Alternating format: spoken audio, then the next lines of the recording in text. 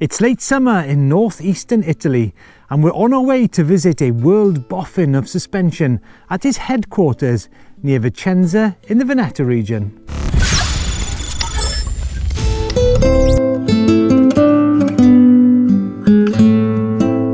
Now, the history of EXT Shocks is simply mind-blowing. Franco Fratton, who is the founder of the business, actually worked for Fox Racing Shocks back from 1978 to 1985. And I remember when I was, I don't know, about 8 or 9, I actually stood next to the works Honda of the world champion Graham Noyce in 1979. And I did not know that Franco was actually the man that designed the shock for that world championship winning bike. But guys, look at the history here. Is absolutely incredible. But it's not just the past, we've got the future as well. We've got the Hyundai Touring Car Championship winning shocks here in the case. And then there's the Rally. Again, this is Hyundai, and I think this is Monte Carlo, if I'm right.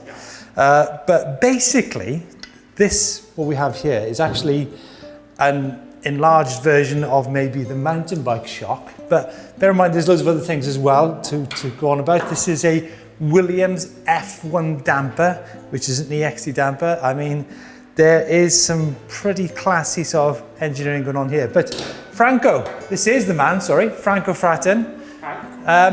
Franco, we've got a little bit of history, we've got some present, but give us an insight into the future. What are you working on at the minute? We have few different projects. Obviously, we have a big concentration of work into the mountain bike, but because we want to progress on everything in relation to suspension, we have some very interesting project on automotive. Automotive and also motorcycle. In automotive, let's say that one of the more attractive for us and for the engineering group, it is a damper that will be regenerating energy for a new regulation that it will be raised in the Paris-Dakar off-road kind of racing style, that by 2023 it should be zero-emission car. So through the large movement that we have in the suspension, we are trying to produce some energy to feed it back into the electrical system of the car. So this is looking really to the future. It's not so long, it's only in 2 years, but this is one of the most attractive projects that we have at the moment. I can already think that there might be some kind of links there between e-mounted bikes and suspension in the future. But remember, folks, that EXT have recently launched their e-mounted bike specific shock, which is a lot stronger and is made for the job. And that follows on from the very successful Storia and Arma previously. But now we're going to actually have a look down into the workshop to see that this is a very, very special hand-built brand.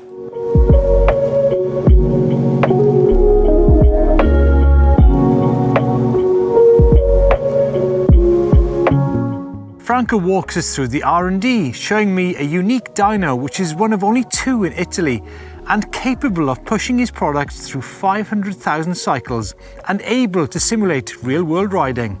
We move into an area where EXT check the tolerances, then the prototyping before entering the quality control of this impressive facility. So now walking down into here, and this is where some of the parts are being cleaned up. Now these are coming from a supplier, haven't they? Yes, parts are coming from supplier. They generally been counted. Yeah. They get clean up, wash, clean up. Now I guess what makes your company unique, Franco, is the fact that the quality control and the fact that these are hand-built products, aren't they? Yeah. So we're going out into the area where they check the tolerances on all the products, and you can see some machinery in here. Franco, this is quite a special machine, isn't it? Yes, this is an optical measurement where we need to measure very small component. Now in the QC department, Franco, why are the tolerances so important, and what kind of numbers are we talking here? Tolerance are very important because in pneumatic and oleodynamic, especially in passive system like damper and front fork, your tolerance must be within 0.05 of a millimeter. Wow. Anything that is out of there, you just are wasting your time on trying to build something good. It will never be good enough. So does that mean your design is only as good as how good your production is as well? Yes. Yeah. The design need to be very good. The knowledge when you do the design in the different component have to be very good.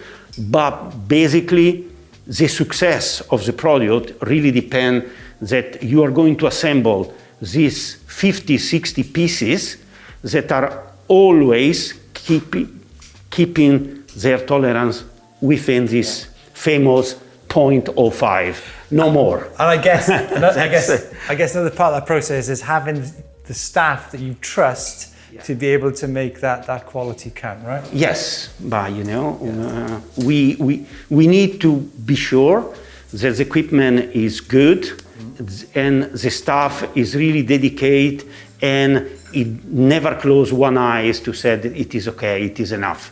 Yeah. Some of these pieces are never enough. So now we're going to move out of the QC into some of the production side of the business. I wish I had my teeth worked on in such fine detail as this, I tell you. Okay, Franco, we're now in the production. I guess this is where the parts get rolled in once they've had the tolerances done. So we get a bit of a set here. Talk us through this quickly. Yeah, so they come here in boxes. Yeah. We call them PR. They get transformed into a part finish. For example, this.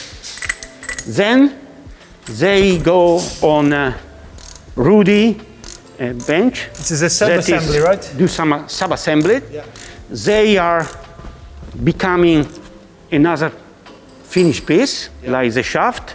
Yeah. Okay. What's Greta doing over here? Greta, she has a very, very critical work that is manufacturing the valves. That is one of the most important pieces in our damper. Yeah. So Greta, this is an important job, right? Yeah. Yeah. So she's doing this. Obviously, every valve she's building will be tested, and from there go back into this. Right. So and what is this? These are basically all the sub-assembly to build single finished damper. For example, if I want one?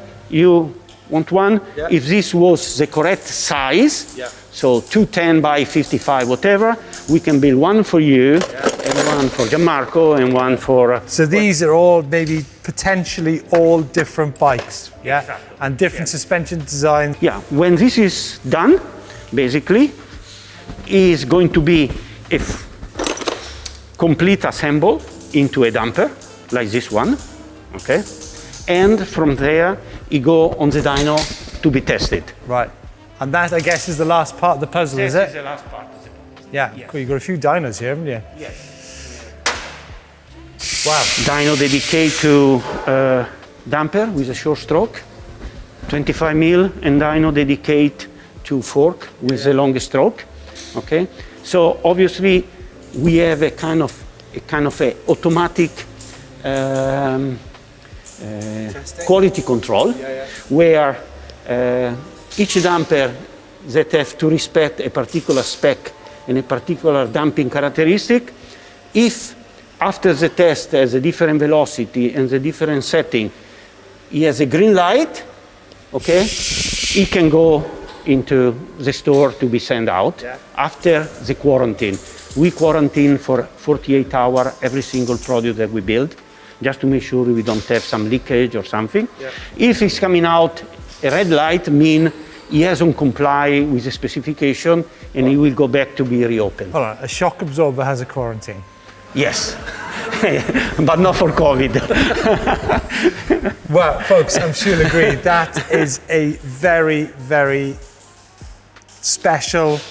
The love that's gone into this shock absorber is absolutely off the charts, and I have to tell you that you can hold it here as much as you want, but I think people need to actually experience the very specific design that you've kind of put it, the 20, 30 years of knowledge that has gone into this particular damper.